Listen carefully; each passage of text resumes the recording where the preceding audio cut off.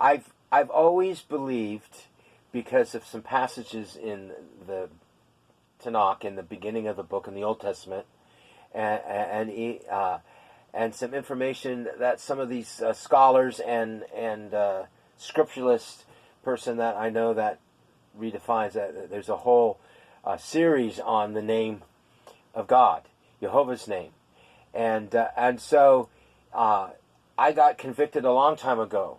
I can share this. This is part of why I pursued Yehovah's name. I've always believed Yehovah never shares his glory.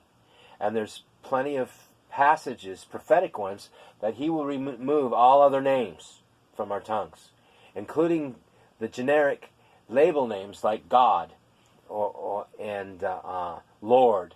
And when I began to know what God, Lord means, and the fact God is a generic term, and it can mean any God. And so who is Jehovah? I've learned to say Yehovah. That is the name that he gave. He told Moses when Moses says, "Who do I say you are?" And he said, "I am Yehovah." And forgive me if I don't quote this right. It's the beginning and the end, or the forever, and the importance of that point in history. And the word Yehovah was also revealed to Abraham, believe it or not. And so, in the time of Moses, the importance of having Yehovah's actual name, that he said, "This is who I want to be known as for eternity." It says that. This name Yehovah that he gave to Moses is who he wants to be referred to.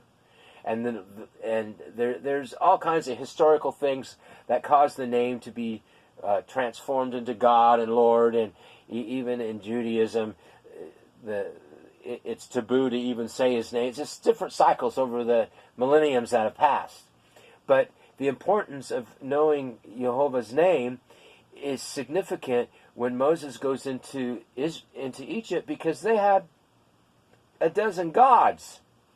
They want to know which God he's referring to. He couldn't just go in there and say, "I come in God's name." Well, what do you mean? We have 10 gods. There was 10 plagues, 10 different things. Even Pharaoh was considered a god, believe it or not. That position was considered a god position, and which gets more understanding why one of the reasons why the firstborn was given, that was one of the plagues, because every plague that came through was connected to some god that Egypt worshipped in some form.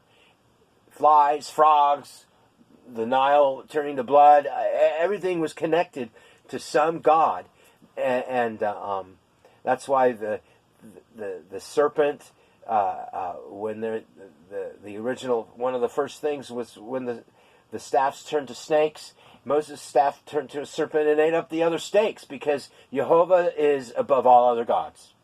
And so I was convicted a while ago, and I believe I was shown that I need to start making sure that I clarify that in my conversations with people. Some people don't like it.